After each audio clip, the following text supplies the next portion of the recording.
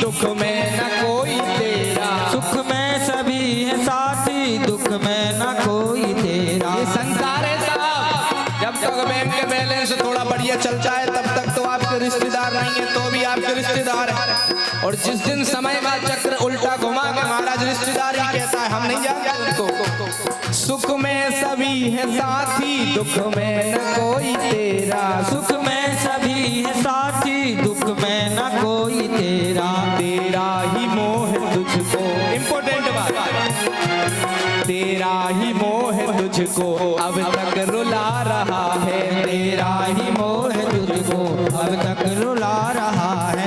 किसी और तेरी मंजिल हाय, किसी और तेरी मंजिल किसी और जा रहा है। अनमोल तेरा जीवन यूं ही गवा रहा है। अनमोल तेरा जीवन यूं ही गवा रहा है। अनमोल तेरा जीवन यूं ही गवा रहा है। अनमोल तेरा जीवन यूं ही गवा रहा है। अनमोल तेरा जीवन यूं ही गवा रहा है। अनमोल तेरा जीवन यूं ही गवा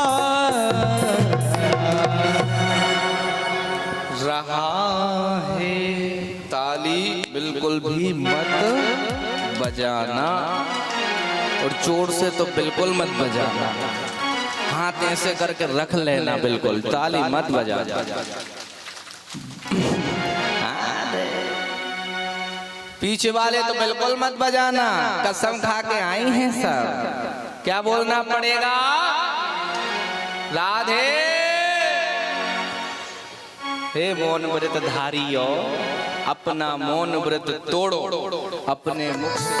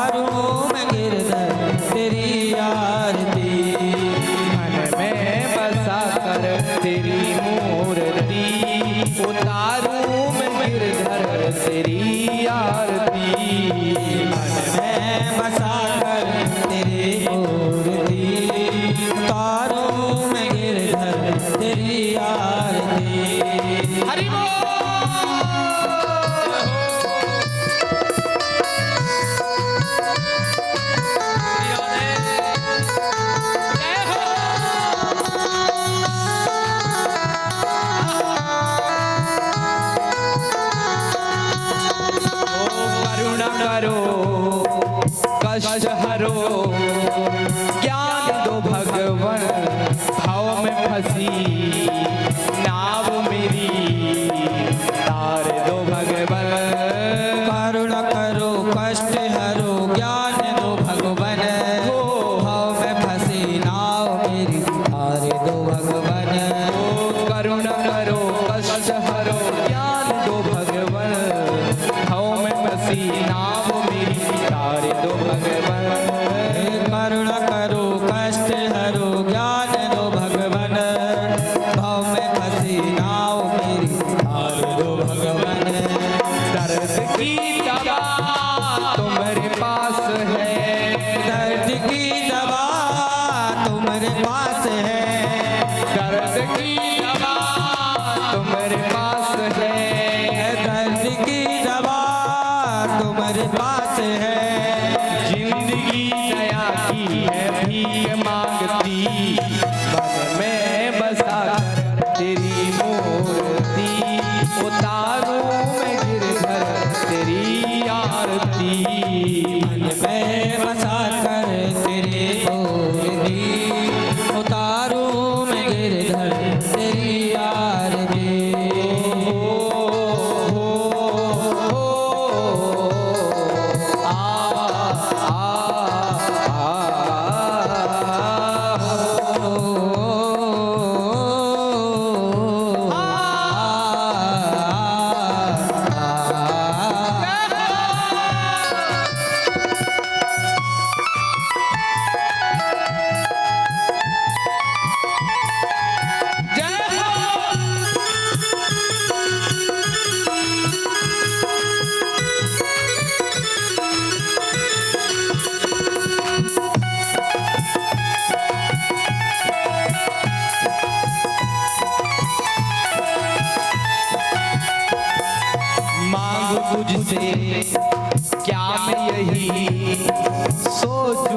भगवन जिंदगी जब तेरे नाम कर दी अर्पण। मांगू तुझसे क्या मैं ही सोचूं भगवन, जिंदगी जब तेरे नाम कर दी अर्पण। ओ मांगो तुझसे क्या मैं यही सोचूं भगवन, जिंदगी जब तेरे नाम कर दी अर्पण। मांगू तुझसे क्या मैं ही सोचूं भगवन, जिंदगी जब तेरे नाम कर दी अर्पण। ओ सब कुछ तेरा कुछ नहीं मेरा, सब कुछ तेरा कुछ नहीं मेरा। ओ सब कुछ तेरा कुछ नहीं मेरा, सब कुछ तेरा कुछ नहीं मेरा। चिंता है तुझको प्रभु संसार की, मन में बसा कर तेरी मूर्ति, उतारूं मैं गिरधर तेरी आरती। मन में बसा कर तेरे मूर्ति, तारो में गिरधर तेरी आरती।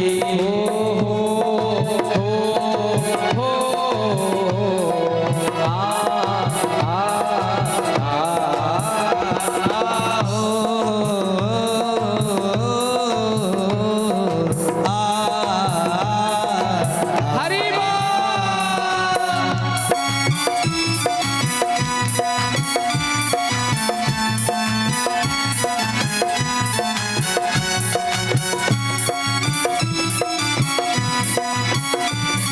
हरि बोल। यार है।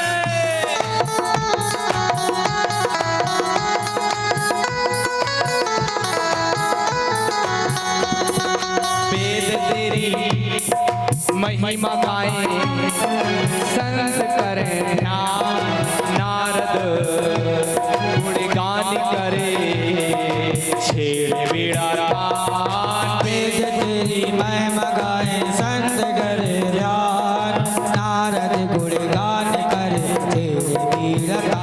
हो वेद तेरी महिमा गाएं, संत करे ध्यान, नारद गुणगान करे, छेड़ बीड़ा तान। वेद तेरी महिमा गाए संत करे ध्यान, नारद गुणगान करे तेरे वीरता। भक्त तेरे द्वार करते हैं पुकार, भक्त तेरे द्वार करते हैं पुकार। भगवान को बुलाओ। भक्त तेरे द्वार करते हैं पुकार, भक्त तेरे द्वार करते हैं पुकार। दास अभिषेक तेरी गाय आरती, मन में बसा कर तेरे मूर्ति, उतारो मैं गिरधर तेरी आरती, उतारो मैं गिरधर तेरी आरती, उतारू मैं गिरधर तेरी आरती, उतारू मैं गिरधर तेरी आरती। कर्पूर पे गौर में करणावतार, संसार सार में मुझ में निरार। सदा वसंत में हृदय में भवानी जयतम नमामि। अंधारे माला काल काय, कपाल माला दिगंबराय, दिगंबराय दिगंबराय। नमः शिवाय नमः शिवाय, नमः शिवाय नमः शिवाय। हरे रामा राम राम हरे हरे। हरे कृष्णा कृष्ण कृष्ण हरे हरे। हरे राम राम राम हरे हरे। हरे कृष्ण कृष्ण कृष्ण हरे हरे। श्री कृष्ण गोविंद हरे मुरारी, हे राधे नारायण वासुदेव। श्री कृष्ण गोविंद हरे मुरारी, हे नाथ नारायण वासुदेव, हे नाथ नारायण वासुदेव, हे नाथ नारायण वासुदेव। गोविंद हरे मुरारी, हे राधे नारायण वासुदेव। नट खट बंसी वाले गोकुल के, मेरी अखियाँ तरस गई अब तो आजा। कृष्ण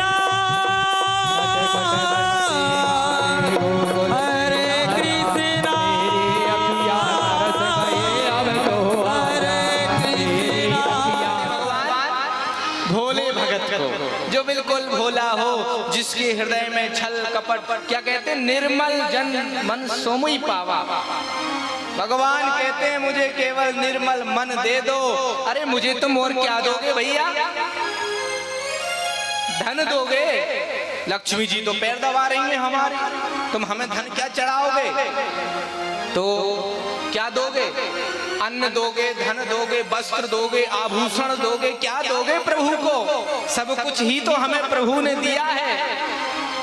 हम प्रभु से एक बात बताओ, हम आपके घर आए और आपके घर में कोई बढ़िया सी फोटो टंगी हो या कोई बढ़िया सी चीज आपके घर में गिफ्ट रखी हो, आपके घर में हम आए, एक तो आए, ऊपर से आपकी चीज उठा के आपको ही दे लो, हमारी तरफ से गिफ्ट ले लो। आप कहोगे महाराज हमारे घर में आके हमारी चीज उठाकर हमें गिफ्ट दे रहे हो, अच्छा लगेगा? उसी प्रकार हम वही काम करते हैं। भगवान के द्वारा हम इस संसार में आके भगवान की ही चीजों को भगवान को ही हम देते फिर रहे हैं और सोच रहे हैं हम बहुत बड़े से।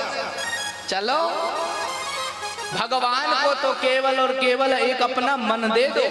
केवल मन ही है जो भगवान आपका ले लेंगे और कुछ नहीं चाहिए भगवान को। एक बड़ा ऐसी भोला भक्त था, लेकिन वो था चोर, मतलब चोर था, उसे भक्ति का तो भाव पता नहीं था, बड़ा चोर। लेकिन एक दिन वो पहुंचा एक बढ़िया कॉलोनी में, चोरी करने के लिए गया। क्या करने गया मैया? लेकिन था भोला। अब देखो भोला भक्त था क्या भोले भाले भोलेनाथ थे, वो तो आप कहानी सुनने के बाद बताना। अब देखो बड़ा भोला था, चोरी करने गया। अब चोरी करने जब गया, अब उसका रोज का नियम था कि कोई ना कोई कॉलोनी में जाता और कुछ ना कुछ मिल जाता, सो अपना काम चलाता था भाई गोविंद जी, है कि नहीं? जाता और चोरी करता। एक दिन की बात, चोरी करने गया, उसे कॉलोनी में कुछ नहीं मिला। पूरी महाराज कॉलोनी शहर में घूम लिया, उसे कुछ नहीं मिला। अब मिला क्या? सब भगवानों के मंदिर तो बंद रहते, एक भगवान है जिनका दरबार खुला ही रहता है। कौन से हैं? कौन से नाथ हैं? भोलेनाथ। भोलेनाथ की देखो ना तो गेट लगते खुले ही रहते, बस लटक जाते हैं शटर, कोई नहीं तो चबूतरा तो खुला ही है जिंदाबाद। एक मड़िया थी, मड़िया में पहुंच गया भक्त, और जैसे ही मड़िया में पहुंचा तो उसने देखा कि भैया भोलेनाथ के सिर पे ना तो मुकुट, ना गले में माला, क्योंकि राम जी के यहाँ जाए तो धनुष मिले, गले में बेजन बढ़िया माला मिले, कृष्ण भगवान के यहाँ जाए तो बंसी मिले, माला मिले, सोना चांदी आभूषण मिले। लेकिन भोलेनाथ के यहाँ कोई सिस्टम नहीं है, वो तो सिर्फ और सिर्फ शिवलिंग खड़ा था। अब चुराए तो चुराए क्या? अब चोर ने सोचा कि कुछ है ही नहीं, ऊपर नजर गई तो घंटा टंगा था ऊपर। अब घंटा ऊपर टंगा तो चोर ने सोचा जय चुरा लो। अब लेकिन चुराने के लिए भी वो सांकर जंजीर बहुत ऊपर बंधी हुई थी, जंजीर तक पहुंचे कैसे? हाथी ना जाए। अब कुछ टेबल कुर्सी नहीं मिलती, ना कुछ गेट पे चढ़ के भी व्यवस्था नहीं बनी, तो शंकर जी की पिंडी के ऊपर ही खड़ा हो गए, और शंकर जी की पिंडी के ऊपर खड़ा होकर अब वो जंजीर खोल रहा है।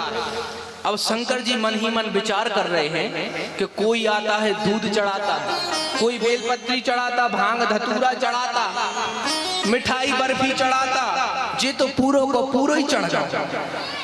हे भैया भोलेनाथ प्रकट हो गए, मांगो बस क्या चाहते हो? वो बोला नहीं नहीं महाराज माफ करो, हम आगे से ऐसा करेंगे ही नहीं। बोले नहीं वरदान तो मांगना पड़ेगा। अरे कोई कुछ चढ़ाता, कोई धन दौलत पैसा रुपया पैसा पानी दूध मिठाई, तू तो पूरा चढ़ गया भैया, मांग क्या चाहिए? आज तो महाराज जैसे ही उसने कहा प्रभु आपके अलावा कुछ नहीं, क्योंकि भगवान के आगे आकर वो भक्त निर्मल। अब भोलेनाथ बड़े भोले कि वो भक्त भोला, आप जानो कौन था भोला बताओ? दोनों ही भोले होंगे ना। क्या बोलना पड़ेगा? राधे जोर से। शिव है शक्ति, शिव है भक्ति, शिव है ब्रह्मा, शिव है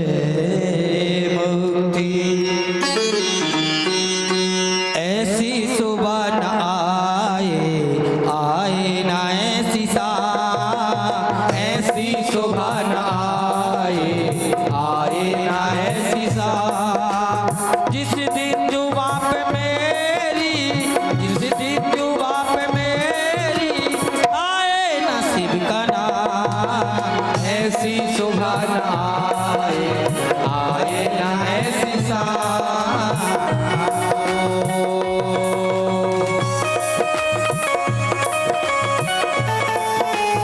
ओम नमः शिवाय, ओम नमः शिवाय।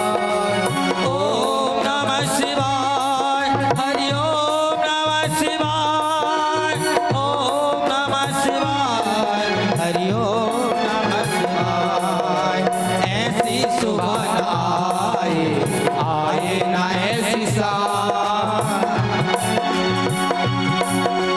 मन मंदिर में वास तेरा, तेरी छवि बसाई, प्यासी आत्मा बनकर जो गण तेरी शरण में आई।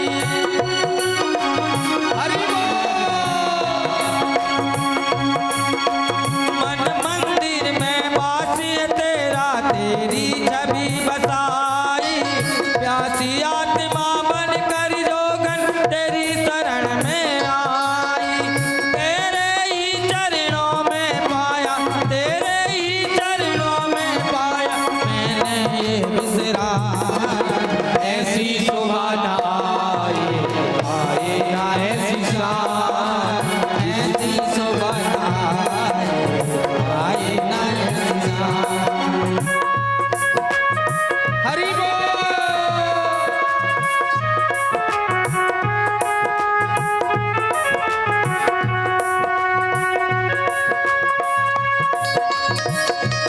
जय हो उमापति महादेव की। जय हो।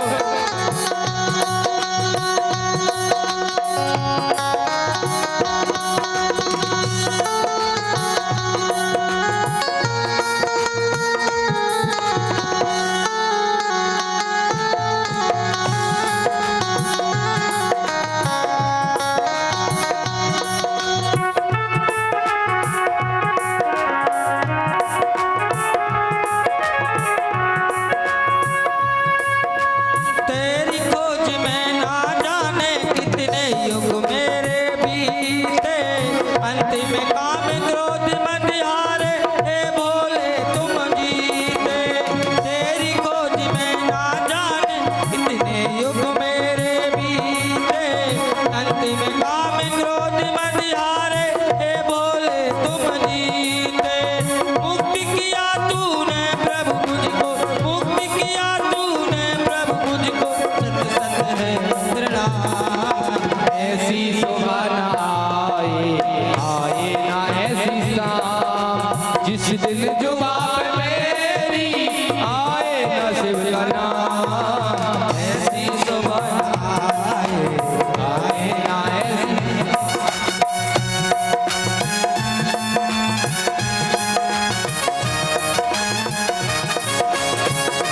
हरि बोल।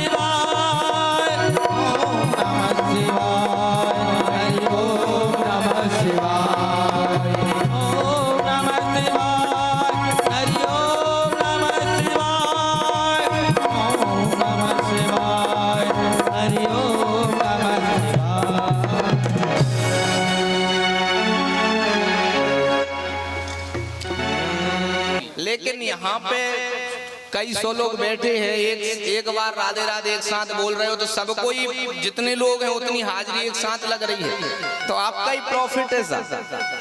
और भगवान की नजरों में हम बन रहे हैं बढ़िया आदमी, क्योंकि हम बीच में धक्का दे रहे हैं ना, बोलो बोलो बोलो, इसलिए अपन ने तो अपना रिजर्वेशन करवा लिया कि उद्धार हो ना। हाँ, भगवान थोड़ी बहुत कमीशन तो देंगे, इतने लोगों से राधे राधे बुलवा रहे हैं दिन में है ना।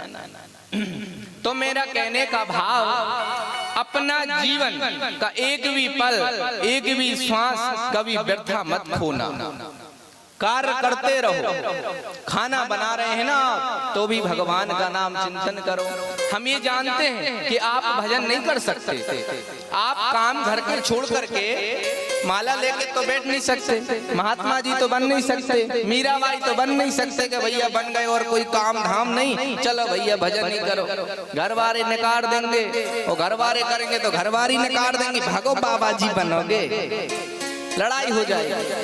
लेकिन एक बढ़िया सुंदर मार्ग है ना, काम करते चलो, नाम जपते चलो, अपने रथ को सुमारथ लगाते चलो। अपना जो रथ है, आप जो रथ, हम आप समझेंगे नहीं ये रथ कौन से वाला बोल रहे हैं, हम आपको बताएं, आप सब एक रथ में बैठे हुए हैं। किस चीज में बैठे हो? देखो, कथा तो आप सुनते ही रहते हैं, लेकिन हमारा भाव रहता है कि आपको पूरा समझ में आए। अगर हम संस्कृत के श्लोकों को पढ़ देंगे तो आपको समझ में नहीं आने वाला, क्योंकि काला अक्षर महाराज वो समझ में नहीं आएगा संस्कृत, या तो हम जाने या पंडित जी दूसरी बारे जाने। लेकिन आप उस चीज को समझो जो आपके कार्य की है। क्या बोले? आप एक रथ पे बैठे हुए हो, उसमें 10 घोड़े लगे हुए हैं, और आप आश्चर्य मानोगे आपके पास उन घोड़ों की लगाम नहीं है। आपको हम ऐसे रथ पे बैठा दें जिसके घोड़े बेलगाम हो, तो वो रथ जाकर के एक्सीडेंट कर देगा। आपके भी 5 कर्मेंद्रियां और 5 ज्ञानेंद्रियां हैं, ये 10 घोड़े हैं। मन बुद्धि ये सैनिक हैं, और आपका शरीर वो रथ है। 5 कर्मेंद्रियां 5 ज्ञानेंद्रियां होती हैं, टोटल 10 हो गए। महाराज मन बुद्धि सेनापति हैं, लेकिन अब आपके बस में ये 5 कर्मेंद्रियां 5 ज्ञानेंद्रियां हैं कि नहीं, आप बताओ। क्या आप अपनी जुबान से वही खाते हो जो वो खाना चाहती है, या वो खाते हो जो आप खाना चाहते हो? बोले इसका मतलब क्या महाराज? अरे इसका मतलब ये है कि डॉक्टर मना कर रहा है आपको शुगर है, रसगुल्ला मत खाओ, लेकिन जुबान कह रही है अरे थोड़ा सा तो खा लो। मतलब जुबान वो महाराज वो कह रही है खा लो, तो एक रसगुल्ला खा भी लिया, और जबकि वो खाना नहीं है, शरीर के लिए हानिकारक है। इसका मतलब वो आपके बस में रही क्या? नहीं, आपके बस में नहीं है। देखना इंद्रियों के न घोड़े भागे, इनमें हरदम ये संयम के कोड़े पड़े। अपने रथ को सुमारत लगाते चलो, कृष्ण गोविंद गोपाल गाते चलो। काम करते चलो, नाम जपते चलो, अपने रथ को सुमारथ लगाते चलो, कृष्ण गोविंद गोपाल गाते चलो। भोजन बना रहे हो, बढ़िया भगवान का नाम लेते हुए भोजन बनाओ ना, फिर पता वो भोजन नहीं रहेगा, वो क्या बन जाएगा?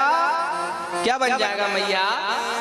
आप अपने घर में जब भोजन बनाते हो तो उसको पहले नंबर किसे भोगोग लगाते हैं? ठाकुर जी। आपके घर में कितने जनों के घर में लड्डू गोपाल जी? हाथ बताओ ठाकुर। लड्डू गोपाल जी कितने जनों के घर पे? आधे जनों के घर पे हैं। सालिग्राम जी। अच्छा, भगवानों को भोग कौन कौन लगाते हैं भोजन बनाने के बाद? अच्छा, तो आप सभी खाना ही खा रहे हो इतने दिनों से। आज एक बात काट बांध के ले जाओ, फिर देखो आपके घर में कितना बदलाव आएगा। ये कोई बड़ा नियम नहीं है, ये कोई बड़ी बात भी नहीं है। सुबह उठ करके स्नान ध्यान कर करके अपनी रसोई में किचन में जाओ और सुंदर भोजन बनाओ, नाश्ता बनाओ, सबसे पहले चाय बनाओ, तो उसका भोग अपने मन में मंदिर में रखे हुए, जो घर के मंदिर में रखे ठाकुर जी, उनको पहले भोग लगाना चालू कर दो। फिर आप जो भी खाओगे वो भोज्य पदार्थ नहीं, वो प्रसाद बन जाएगा महाराज। क्या बन जाएगा? प्रसाद। और प्रसाद का अर्थ समझाएं आपको क्या होता है? प्रसाद का अर्थ बता दो क्या होता है? अगर सही सही बता दिया तो ताली कौन कौन बजाएगा जोर से? प्रसाद का अर्थ होता है प्रा से प्रभु, सा से साक्षात और दा से दर्शन। प्रभु के साक्षात दर्शन का फल प्राप्त होता है जो प्रसाद पा लेता है। ये प्रसाद की महिमा है। आप रोज उस प्रसाद को ग्रहण करो, जैसा अन्न खाओगे वैसे आपकी मन देखो फिर कैसा चकाचक चलेगा। अब आप भोजन बेला तो चल रहा है, रोटी अभी रुक जा बताऊं तो नहीं हो रहा तैयार, उठो जल्दी उठ जा पप्पू। महाराज लगे हैं वही रोटी में बातें, आटे में मुक्का गल रहे हैं। अजी जैसा होगा अन्न उसको बनाओ ना तो बढ़िया, मन में अच्छा गुनगुनाते हुए, मन बिल्कुल अच्छा रखते हुए। आप ग्रह लक्ष्मी हैं। देखो ये हमारा भारत कितना श्रेष्ठ है, इतना नारियों का सम्मान। यत्र नार्यत्र पूज्यन्ते रमन्ते तत्र देवता। जहां नारियों का सम्मान वहां देवता रमण करते हैं, है ना? लेकिन आप ग्रह लक्ष्मी बन के रहो। फिर देखो आपके घर में लक्ष्मी का आगमन किस तरह होता है। ये भागवत कह रही है, हम नहीं कह रहे। हम तो सिर्फ और सिर्फ स्पीकर हैं, चलते रहते हैं साथ। ये बस भागवत जी जो है वो कहती जा रही है। बोलो राधे। सौनकादिक ऋषि सूत जी महाराज से पूछते हैं, महाराज जी एक बात बताओ, भागवत सुनने से किस किस का उद्धार हो सकता है? किस किस का उद्धार हो सकता है? तो सूत जी महाराज सौनकादिक ऋषियों से कहते हैं, ऋषियों इस भागवत की विशेषता बहुत है। ये भागवत सुन करके कोई रोज मंदिर जाने वाला भगवान के धाम को चला जाए कोई बड़ी बात नहीं।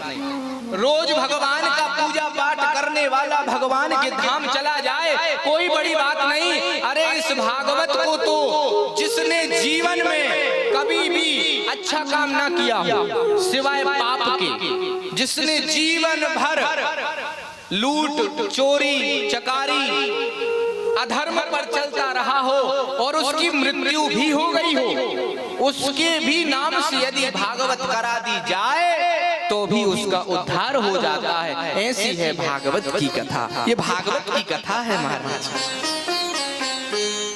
धीरे से बजाइए। सूत जी महाराज से सौनकादिक ऋषियों ने कहा, तो महाराज आप ऐसे ही सुना रहे हो कि किसी का उद्धार हुआ है? बोले नहीं नहीं, एक हैं जिनका उद्धार हुआ है। किनका उद्धार हुआ है? कौन बताएगा?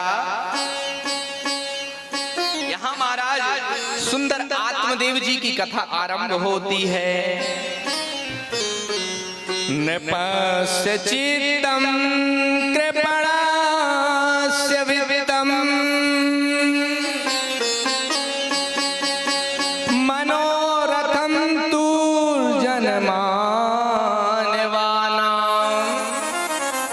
त्रिया चरित्रं पुरुषस्य भागं देवो न जानाति कुतो मनुष्य। आत्मदेव जी की पत्नी है धुंधली। एक आत्मदेव जी महाराज हैं, उनकी पत्नी का नाम है धुंधली देवी। दोनों महाराज आनंद से रहते। आत्मदेव जी बड़े विद्वान ब्राह्मण, देखना भैया, विद्वान ब्राह्मण तो आत्मदेव जी हैं। इनके यहाँ धन की कोई कमी नहीं, इनके यहाँ सब चीज संपन्न, गांव में अच्छा सम्मान, ज्ञानी पंडित, लेकिन इनके यहाँ कोई संतान नहीं थी। क्या नहीं था? क्या नहीं था भैया? इनके यहाँ कोई संतान नहीं थी। इनको कोई एक गम था जो खाया जा रहा था। एक दिन इनकी पत्नी धुंधली कहीं गई, गांव में कोई महिलाओं का झुंड बैठा था। अब कोई, आज देखो आप तो जानती हैं, कोई कुछ कह दिया, अजी तुम्हारे यहाँ तो पुत्र नहीं, तुम तो बांझ हो, इतना कहा, धुंधली देवी को बुरा लग गया। आजकल लोग दूसरे की मजबूरी का इतना फायदा उठा लेते हैं कि अपना खुद आगे का भूल जाते हैं। याद रखना, कभी भी किसी की मजबूरी का फायदा नहीं उठाना चाहिए। कोई परेशान हो, कोई दीन हो, कोई दुखी हो, उसका कभी मजाक मत बनाना।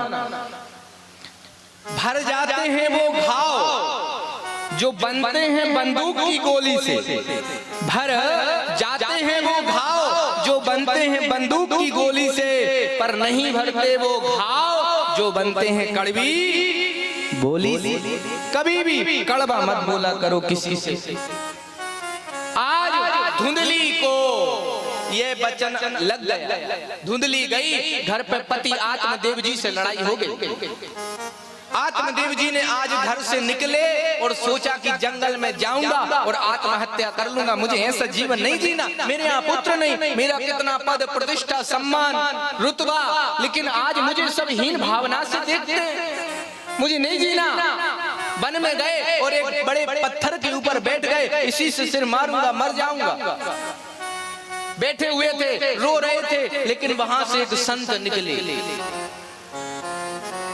संत जैसे निकलते हैं, आज आत्मदेव जी से पूछ लिया, अरे पंडित जी, आप तो बड़े अच्छे पंडित जी लग रहे हो, आप ऐसे क्यों बैठे हो उदास, बताओ ना। आत्मदेव जी संत के चरणों में गिर गए।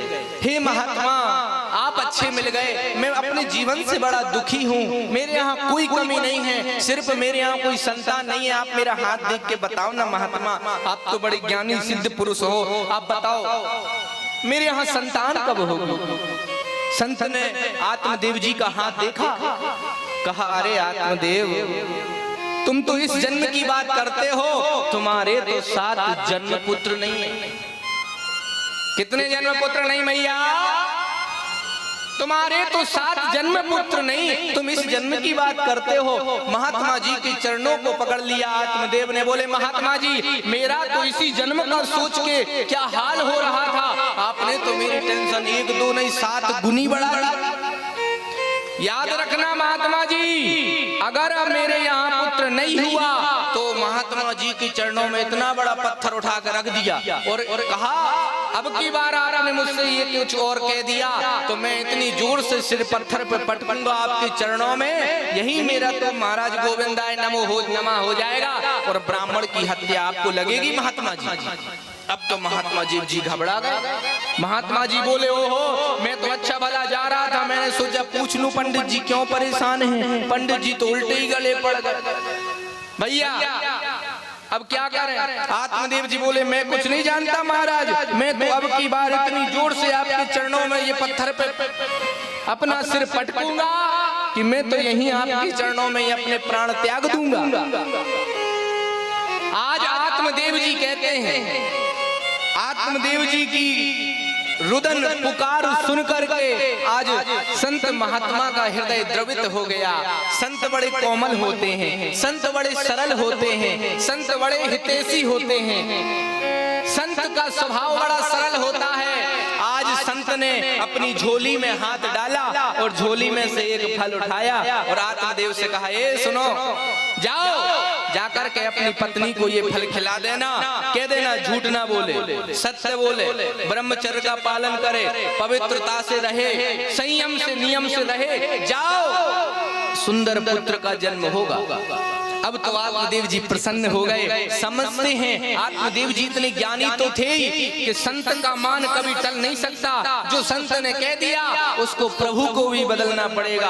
आज प्रसन्न होकर के संत से प्रसाद लेकर के वो फल लेकर के आत्मदेव जी अपने घर गए। क्या बोलना पड़ेगा मैया?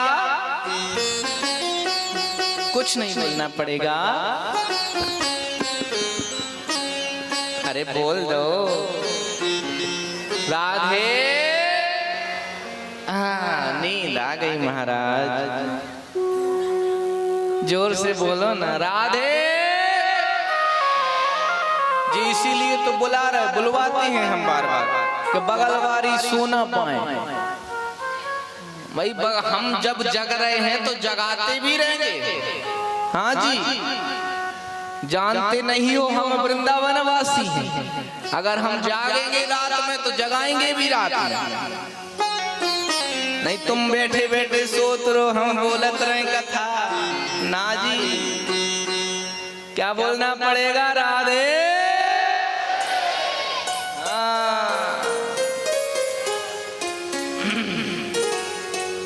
आत्मदेव जी ने आज धुंधली अपनी पत्नी धुंधली को वो फल दिया और कहा देवी सुनती हो, अब हमारे यहाँ भी बाल गोपाल होंगे। वो भी देखो घूमेंगे, बच्चे की किलकारियां गूंजेंगी, लो इस फल को खा लो। अब धुंधली ने कहा ठीक है, इस फल को तो मैं खा लूंगी, रख लेती हूँ। आप जाओ, मैं इस फल को खा लूंगी। ये तो फल दे देते हैं आत्मदेव जी और अपने महाराज पंचायत में चले गए और सबको खुशखबरी दे रहे, अब तो हमारे यहाँ भी बालक होंगे। संत ने ये आशीर्वाद दिया है। और धुंधली उस फल को सामने रख के बैठ गई और सोच रही है, मैंने सुना है अगर इस फल को खाऊंगी तो गर्भवती हो जाऊं।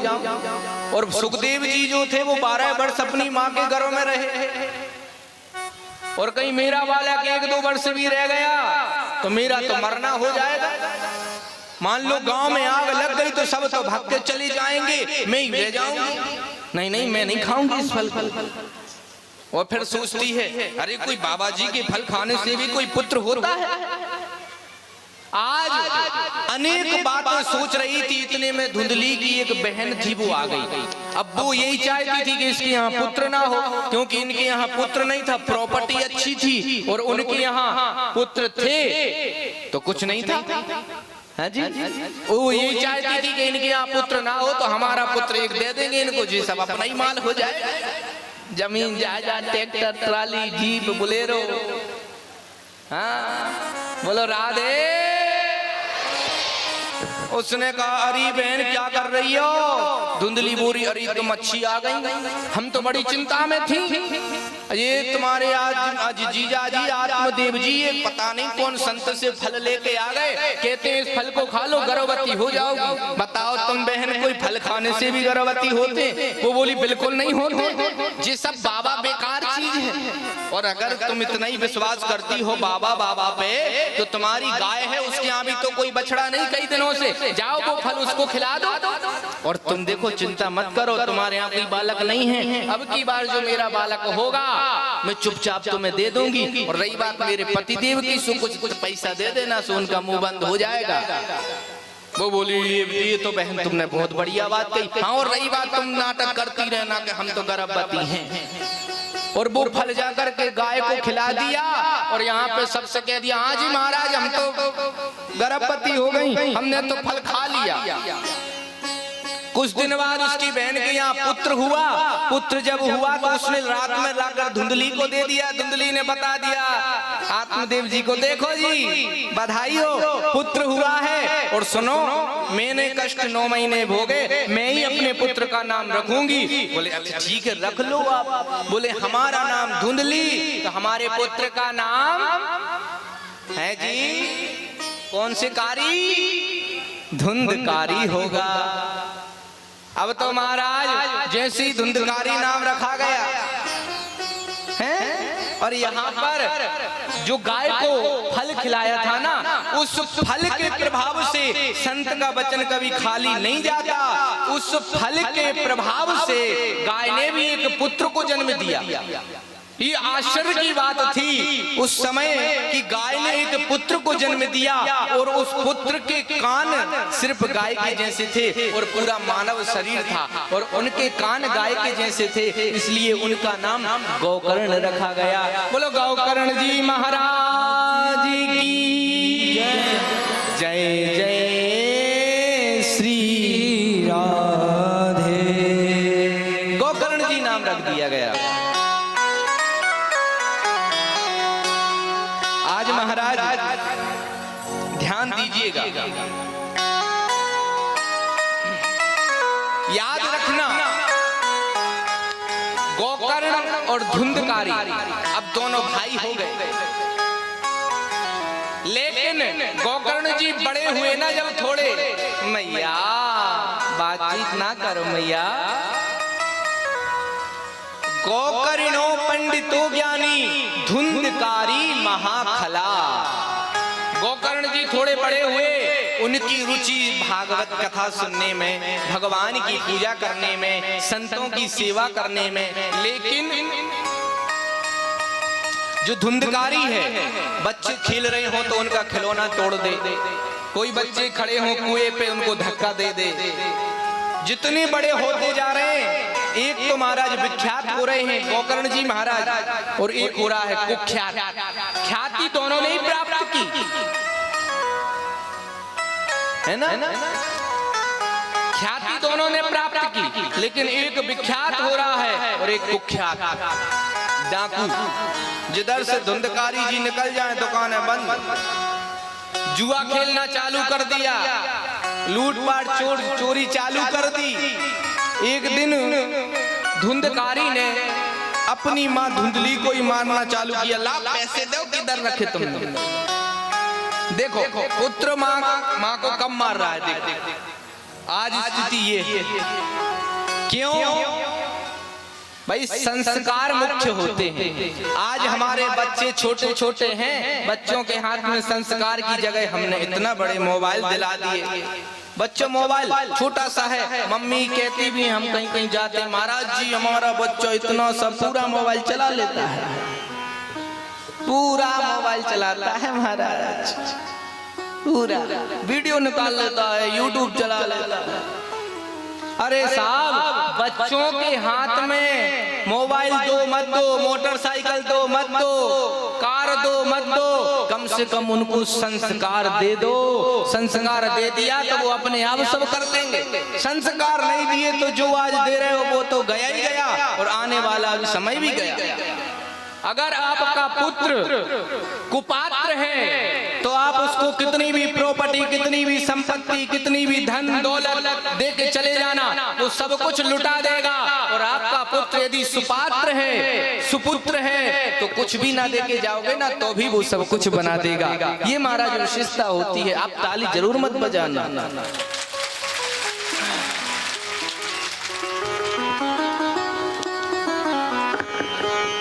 महाराज अपने पुत्र को संस्कार दो, है ना?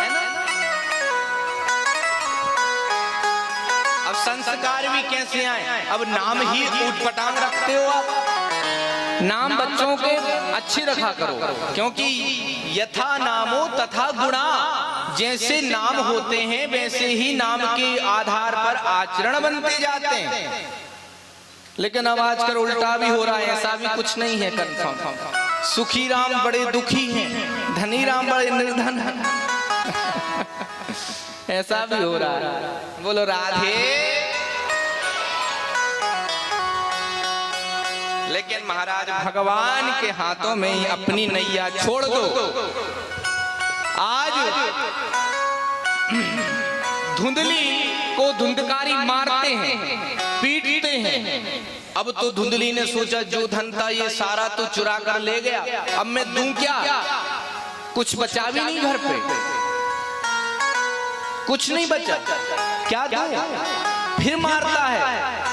मदिरा पान कर लेता है, संस्कार नाम की चीज नहीं, जाकर के परेशान होकर कुएं में कूदकर अपने शरीर को ही त्याग दिया, कुएं में कूद गई।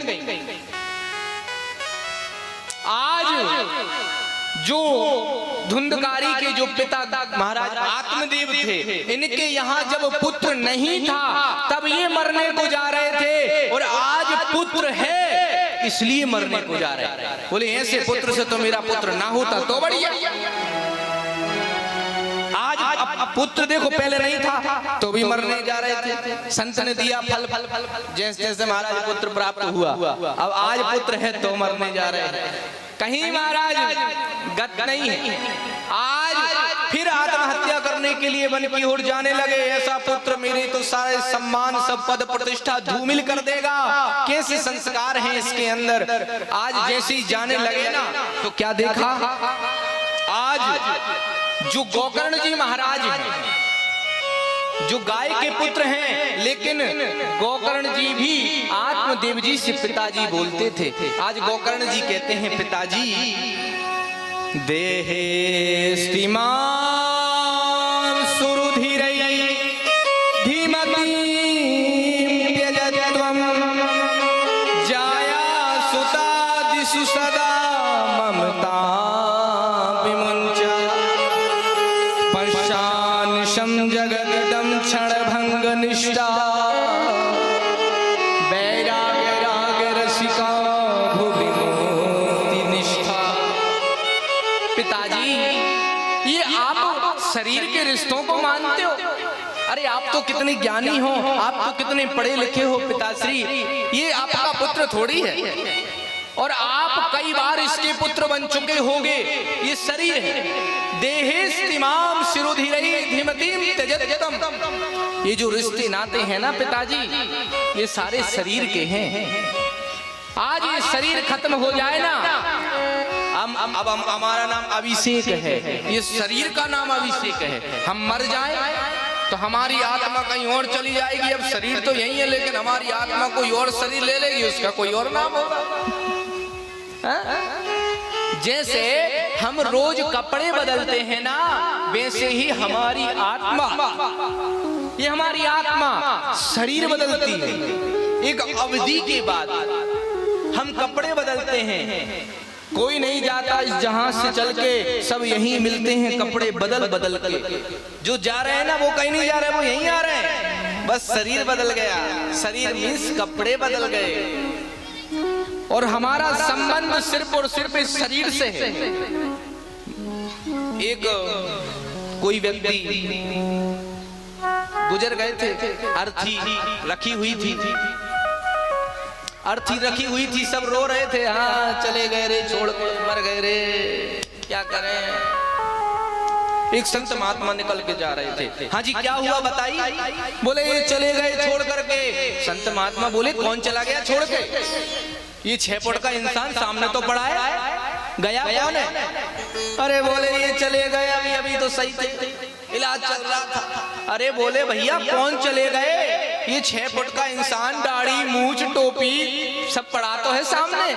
अरे बोले ये चले गए। भैया शरीर तो वहीं पड़ा रहता है, लेकिन ये महाराज आत्मा रूपी जो प्रकाश है वो चला जाता है। साइंस भी फेल है, उसने भी मरते हुए व्यक्ति को कांच में रख दिया कि आत्मा निकलेगी। 4-5 कई बड़े बड़े कैमरे लगा के देख लिया, लेकिन आत्मा कोई पकड़ नहीं पाया। साइंस आज भी फेल है, आत्मा को नहीं देख पाया। भगवान को खाक देखेगा? आज बड़े माइंडेड होशियार लोग कहते हैं महाराज भगवान को आपने देखा है? आप भगवान को जानते हो? आप कथा करते हो, भगवान को जानते हो?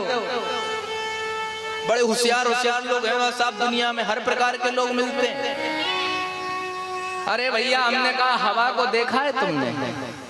जो हर मिनट हर सेकंड तुम्हारी नाक को छू के जा रही है, और 2-4 मिनट का सेकंड नाक को ना छुए तो तुम ही चले जाओगे। उस हवा का कलर बताओ, लाल है, पीला है, सफेद है, काला है, बैगनी, गुलाबी, पिंक कौन सा है? हवा को देख के बताओ। हवा जो हर समय हम फील कर रहे हैं, हम उसको नहीं देख पाते। आत्मा को नहीं देख पाते, भगवान को देखेंगे। हाँ? महाराज आज आत्मदेव जी से गोकर्ण जी कहते हैं, धर्मं भजस्व सततम त्यज लोक धर्मान सेवस्व साधु पुरुषान जहि काम तृष्णान अन्यस्य दोष गुण चिंतन मासु मुक्त्वा सेवा कथा रस महो नितराम पिबत्वम। पिताजी, इस संसार में एक ही धर्म है, एक ही सत्कर्म है, धर्मम भजस्व त्यज लोक धर्मान। हमेशा भगवान का भजन करते रहो, साधुओं की सेवा करते रहो। सेवस्व साधु पुरुषान जहि काम तृष्णा, अपनी काम तृष्णा लोभ सब कुछ छोड़ दो, आप जाओ पिताजी, अपने शरीर को त्यागो मत, आप जाओ और भगवान का भजन करो। आज गोकर्ण जी ने जब इस बात को कहा, देखो पिता पुत्र का संबंध है, पुत्र है गोकर्ण, है ना, पिता कह रहे हैं, लेकिन पिता आत्मदेव इस बात को मान गए। कहते हैं, बाप पुत्र कितनी सुंदर बात बताई, मैं तो अपने शरीर को नष्ट करने जा रहा था, ये तो कायरता का काम है। आज लोग फांसी लगा लेते हैं, आज लोग जहर खा लेते हैं, ट्रेन की क्या होता है, ट्रेन के आगे आ जाते हैं, और कैसी कैसी ट्रिक है मरने की, चूहा की दवाई खा ली, कछु ना कछु खा के मर ही जा रहे हैं सब। क्यों मरते हो भाई? इस संसार का नाम ही दुखालय है। इस संसार में दुख मिल रहा है तो कोई बड़ी बात नहीं है, कोई बड़ी बात नहीं हमारे लिए इस संसार में दुख मिल रहा है। भैया एक बात बताओ, पुस्तकालय में क्या मिलेगा? जल्दी जल्दी बताओ, इतना टाइम नहीं अपने पास। पुस्तकालय में क्या मिलेगा? पुस्तक। क्या मिलेगा? भोजनालय में क्या मिलेगा? मदिरालय में क्या मिलेगा? और वस्त्रालय में क्या मिलेगा? तो दुखालय में क्या मिलेगा? तो इस संसार का नाम ही दुखालय शाश्वतम, इस संसार का नाम ही दुखालय है। इस संसार में सुख की आशा क्यों करते हो भैया?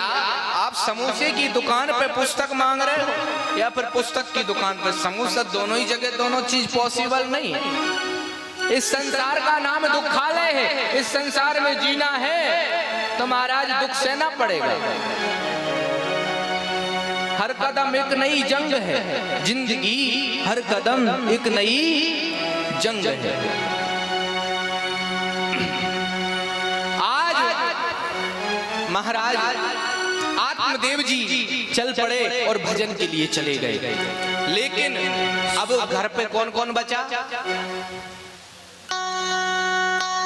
गोकर्ण जी। लगन तुमसे लगा बैठे, लगन हरि से लगा बैठे, जो होगा देखा जाएगा। लगन हरि से लगा बैठे, लगन हरि से लगा बैठे, जो होगा देखा जाएगा।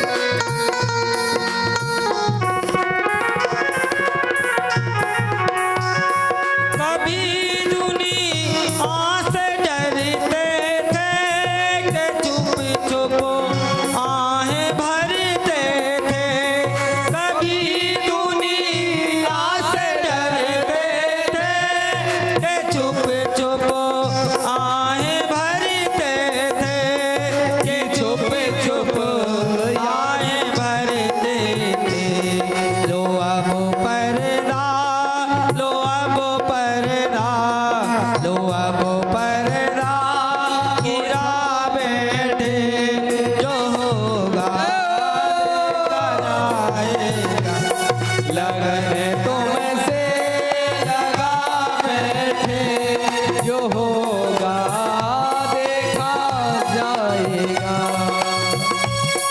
जो होगा देखा जाएगा, जो होगा देखा जाएगा, जो होगा देखा जाएगा, जो होगा देखा जाएगा, जो होगा देखा जाएगा। तुम्हें अपना बना बैठे, तुम्हें अपना बना बैठे, जो होगा देखा जाएगा। हरि बोल। कौन कौन भगवान को अपना बना रहा है? कौन कौन बना रहा है बता? हैं? हरि बोल। राधे।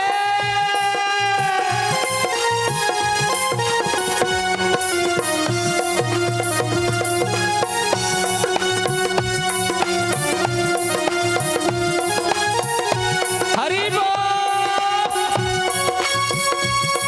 कभी ये ख्याल था दुनिया हमें बदनाम कर देगी, कभी ये ख्याल था दुनिया हमें बदनाम कर देगी, हमें बदनाम कर देगी।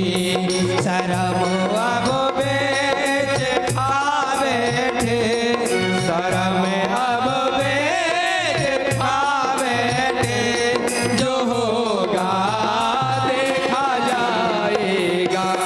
लगन तुमसे लगा बैठे, लगन तुमसे लगा बैठे, जो होगा देखा जाएगा।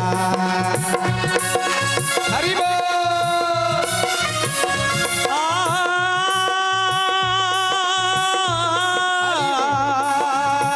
ओ निर्मोही लौट के आजा, याद सताती है, आजा मेरे किसन आई तेरी रात बुलाती है, आजा मेरे किसन कराई तेरी रात बुलाती है।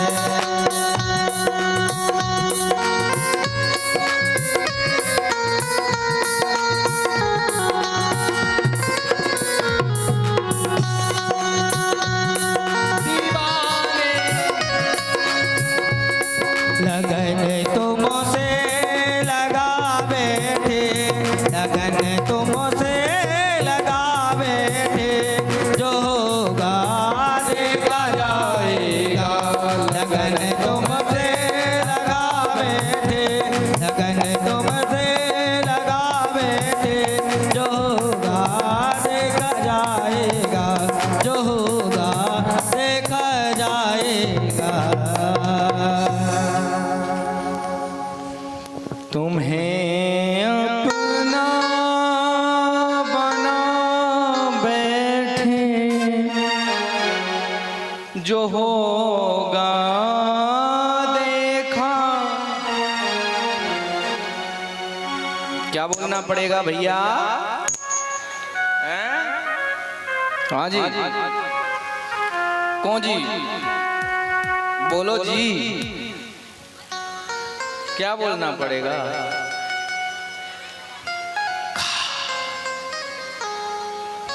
बोलना पड़ेगा। नींद आ लगी। काल लगी? कौन कौन को आ रही नींद? हाथ उठा के बता। एक आधी उठा दो हमारा साथी। नींद। अच्छा आरती करवा दे। कौन कौन चाहता है आरती करवा दे? बताओ। अच्छा ना करवाएं वो कौन कौन चाहता है? ताली बजा के बताओ।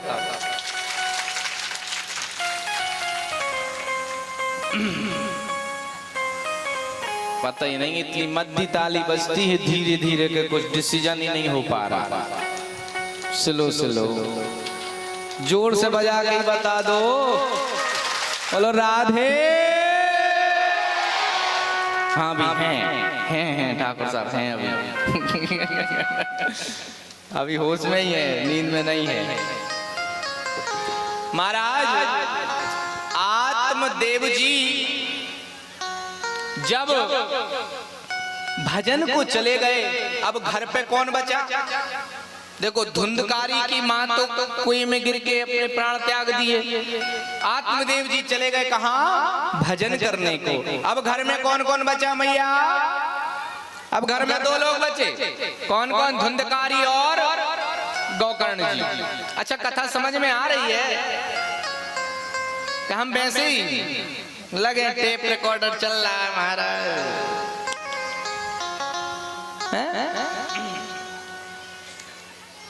ये देखो बच्चे लड़ा रहे हैं, बैठो बेटा शांत बैठो जी, कुश्ती चल रही है। क्यों क्या कर रहे हो रे? इनको बैठा लो, चंगू मंगू लड़ रहे हैं, अखाड़ा चल रहा है। बेटा लग जाएगी, रात्रि का समय है, किसी को लग जाए, अभी पत्थर है। और भाई अंकेश जी कहाँ? इधर बैठो, लिपे लिपे में। हमारे जो परीक्षित जी हैं, इनके लिए जोरदार ताली एक बार। खूब सुंदर भोजन प्रसादी चल रही है, खूब आज रुकने की व्यवस्था हमारे, अब मैं तो नाम तो जानता नहीं, लेकिन हमारी राधा कृष्ण सब कमेटी के लिए एक बार जोरदार तालियां बजा दो आप। खूब सुंदर व्यवस्था, हमारा भी मन प्रसन्न, हम सभी प्रसन्न हुए, खूब रुकने की सुंदर व्यवस्था हुई। सब अब आनंद से कथा होगी, कथा सुनाएंगे, खूब आनंद आ रहा है सब। ऐसे ही प्रभु की कृपा बनी रहे, आप कार्यक्रम करवाते रहो, हम करते रहे, और क्या चाहिए। लेकिन हाँ, हम कथा कह रहे थे कि धुंधकारी और गोकर्ण जी घर में बचे। अब गोकर्ण जी ने सोचा माँ चली गई, धुंधली कुएं में कूद के अपने प्राण त्याग दिए, पिताजी थे भजन को चले गए, अब मैं घर में रहा, ये धुंधकारी से तो मेरा व्यवहार संबंध अच्छा नहीं है, मैं चला भैया। अब गोकर्ण जी भी भजन करने को चले गए, अब घर में अकेला कौन बचा? धुंधकारी। देखो अब जब घर में धुंधकारी अकेला बचा तो अपने घर में 5-6 वेश्याओं को ले आया, गणिकाओं को ले आया। अब तो घर में ही मदिरालय बना लिया, घर में ही मदिरालय बना लिया, वेश्याओं को घर में ले आया। अब वेश्याओं के साथ महाराज भोग करता, और वेश्याओं के लिए एक दिन कोई राजा की रानी का पूरा सोना चांदी पूरी तिजोरी लूट के ले आया और उन वेश्याओं को दे दिया। अब उन वेश्याओं ने देखा इतने हीरे मोती सोने चांदी आभूषण, ये तो कोई रानी महारानी के हैं, और जिस भी रानी के होंगे वो राजा जरूर खोज लेगा और इसकी पिटाई तो करेगा ही, हमको भी पकड़वा लेगा, हम फंस जाएंगे, क्यों ना इसको यहीं मार दें। उसी धुंधकारी के घर में उन 4-5 वेश्याओं ने, ये खाट पे खटिया पे सो रहा था चारपाई पे, इसके चारों दोनों तो हाथ बांधे, दोनों पांव बांधे, चूल्हे में जल रही थी लकड़ी। अब देखो ऐसे व्यक्ति का अंत देखो, चूल्हे में जल रही थी लकड़ी और उस जलती हुई लकड़ी को इसके मुंह में ही घुसा दिया महाराज, और तड़प तड़प के चिल्ला चिल्ला कर इसने प्राण त्याग दिए। और उसी के घर में एक गड्ढा खोदा और उन वेश्याओं ने उसी घर में इसको गाड़ दिया, और वेश्याओं ने पोटली बना करके सोना चांदी अपने कंधे पर रख करके 9-2 क्या 12-11 हो गई। और ये धुंधकारी जीवन भर चोरी चकारी जुआ मदिरा पान किया, वैश्यों का संग किया, ये प्रेत योनि में चला गया। किस योनि में चला गया बंधुओं? प्रेत योनि में। अच्छा देखो यहाँ पे समझने वाली बात क्या है, अकाल मृत्यु जो मरते हैं वो ही प्रेत योनि में जाते हैं। जो अकाल मृत्यु मरते हैं, जो वयोवृद्ध होकर अपनी उम्र के सीमा पर पहुंच करके अपने शरीर को त्याग देते हैं, वो अकाल मृत्यु नहीं होती। अकाल मृत्यु मीन्स एक्सीडेंट, जहर खाना, अपने आप को मार डालना, आत्महत्या, ये अकाल मृत्यु में आता है। और अकाल मृत्यु वाला व्यक्ति कभी सीधा ही मोक्ष नहीं पा सकता। उसकी जो आयु फिक्स की हुई है, उस आयु तक उसे मृत्यु लोक पर भटकना पड़ता है। ये भूत प्रेत क्या होते हैं? ये भूत प्रेत कोई और नहीं, जो अकाल मृत्यु चले जाते हैं। कोई छोटा बच्चा चला जाता है, कोई एक्सीडेंट से चले जाते हैं, कोई अनेक प्रकार से आत्महत्या करके जो अपने शरीर को त्याग देते हैं, वो अपनी आयु को पूरा करने के लिए इधर उधर भटकते हैं। यूं कहें वो ज्यादातर अपने घर में ही आते हैं, अपने परिवार वालों से ही अपनी मुक्ति की गुहार लगाते हैं कि मेरी मुक्ति करो, लेकिन हम उनकी बात सुन नहीं पाते, हम समझ नहीं पाते, वो हमारा हर कार्य असफल कर देते हैं। इसको कहते हैं पितृदोष। क्या बोलते हैं? पितृदोष। महाराज वही धुंधकारी के साथ हुआ, प्रेत योनि में चला गया, इधर उधर भटकने लगा, लेकिन घर पे ही रहता, भूत प्रेत योनि में बनकर। एक दिन गोकर्ण जी महाराज ने सोचा चलो हम अपने घर चलते हैं। हालांकि गोकर्ण जी महाराज को पता लग गया था मेरे भाई का देहांत हो गया। इन्होंने गया जी में उसके नाम से पिंडदान भी कर दिए। अब इनने सोचा घर पे कोई नहीं, चलो हम यहाँ से निकल रहे हैं तो एक रात अपने पुराने घर में रुक जाएंगे। लेकिन जैसे ही रात के समय गोकर्ण जी महाराज सो रहे थे, अचानक क्या देखा? एक गधे की आवाज आई, गधे का रूप दिखाई दिया। अचानक वो कुत्ता बन गया, भौंकने लगा, बिल्ली बन गया, अनेक अनेक आवाज, अनेक अनेक रूप बदले। गोकर्ण जी ने समझ गए कोई बात है, अपने कमंडल से हाथ में जल लिया, जल निकाल करके जैसे ही मंत्र द्वारा बोल करके उसके ऊपर डाला, वो जो बोल नहीं पा रहा था उसको बोलने की शक्ति मिल गई। धुंधकारी आज बोल पड़ा, अहं भ्राता तदीयोऽस्मि धुंधकारी नाम का। भैया मैं आपका भाई हूँ, मेरा नाम धुंधकारी है, मेरा नाम धुंधकारी। अहम भ्राता तदीयोऽस्मि धुंधकारी नाम का, मैं धुंधकारी, मुझे पहचानो ना। गोकर्ण जी कहते हैं अरे मैंने तो तुम्हारे नाम से पिंडदान कर दिए गया जी में, तुम यहाँ इस योनि में कैसे? बोले भैया मेरे नाम से एक दो नहीं, तुम 100 पिंडदान कर दो तो मेरी मुक्ति होने वाली नहीं, क्योंकि हमने पापों में PhD कर रखी है। पापों में सबसे आगे हमारे ही नाम आएगा, पापियों में। तो भैया कैसे उद्धार होगा तुम्हारा? अब बोले मैं तो इतना जानता नहीं, आप ही हमारे भैया हो, आप बताओ। गोकर्ण जी के गुरुदेव हैं सूर्य। सूर्यदेव का ध्यान किया, सूर्यदेव से पूछा कैसे उद्धार होगा? सूर्यदेव ने कहा भागवत की कथा सुनाओ। भागवत ही है प्रेत पीड़ा विनाशिनी, जो भागवत की कथा श्रवण करेंगे उसको प्रेत योनि से, प्रेत पीड़ा से मुक्ति प्राप्त हो सकती है। गोकर्ण जी ने महाराज पूरे ग्राम में ऐलान कर दिया भागवत की कथा होगी। गोकर्ण जी स्वयं कथा सुनाने के लिए प्रवक्ता बन गए। व्यास गद्दी पे गोकर्ण जी महाराज बैठे। अब धुंधकारी को बैठ ना पाए, बैठे तो बैठे कैसे? हवा, आत्मा हवा में रुक नहीं सकती, इसलिए एक दूसरे का शरीर पकड़ती है। अब उसके लिए 7 गठान का बांस रखा गया। क्या रखा गया? 7 गठान का बांस। उसमें धुंधकारी आकर के बैठा। और एक दिन की कथा होती तो एक ऊपर वाली गठान टूट गई, दूसरे दिन की हुई दूसरी गठान टूट गई, ऐसे करके 7 दिन में 7 गठान टूट गई। 7 दिन जैसे ही सब ग्रामवासियों ने भागवत की कथा सुनी महाराज, अंत में तो 7वें दिन पूरी भागवत हुई। उसी दिन महाराज उस 7 गठान के बांस में से फट गया और उसमें से महाराज एक दिव्य आत्मा प्रकट हो गई। बोलो भक्त वत्सल भगवान की। महाराज उसमें से दिव्य पुरुष प्रकट हो गया, इतने सफेद कपड़े पहनकर। अब तो धुंधकारी ऐसे लग रहा कोई देवता हो, और देवता के पार्षद लेने आए, विमान लेकर आए।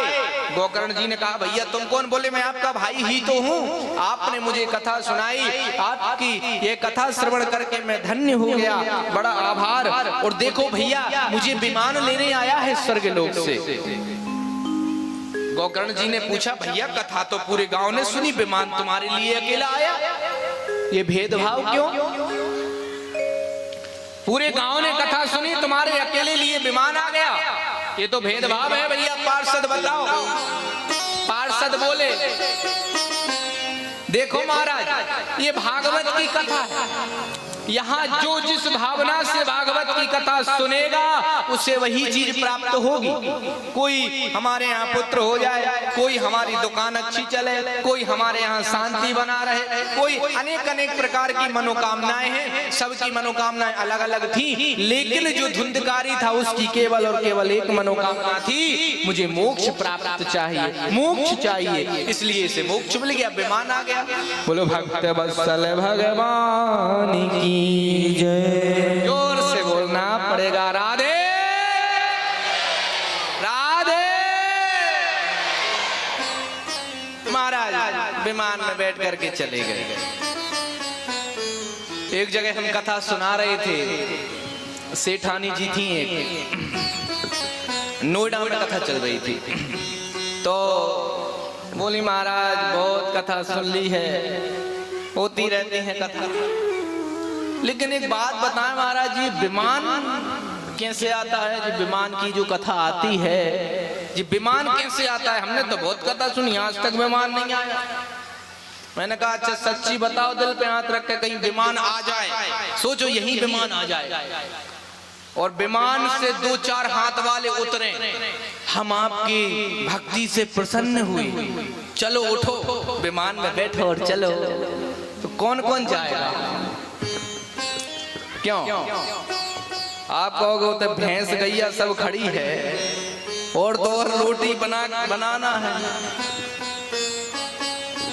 विमान में बैठ के नहीं जा सकते, अभी बाद में आना।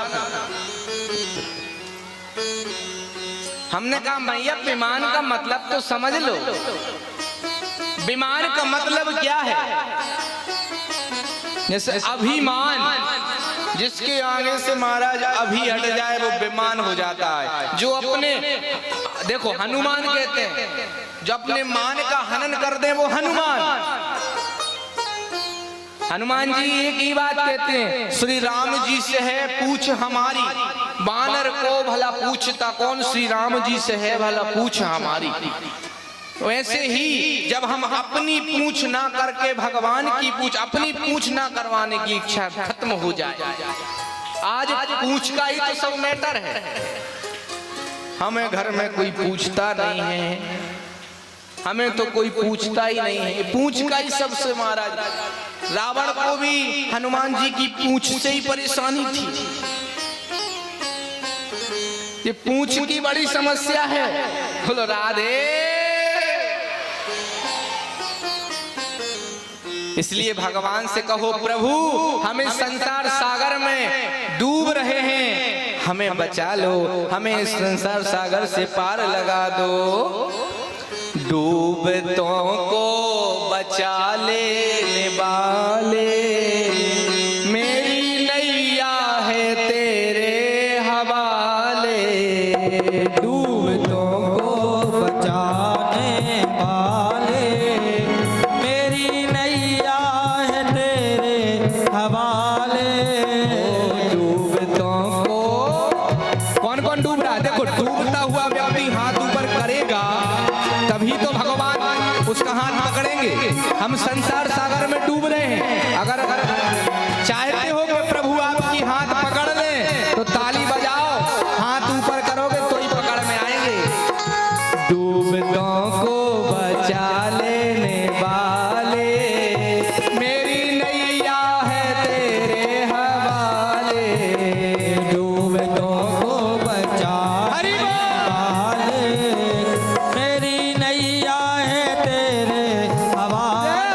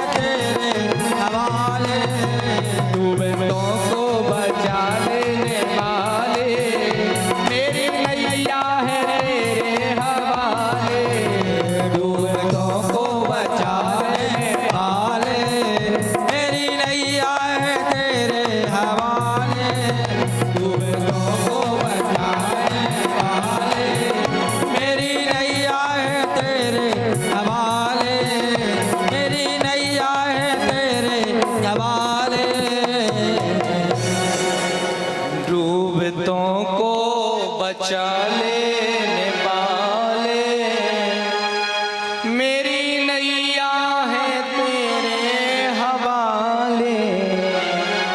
बोलो राधा कृष्ण भगवान की जय हो।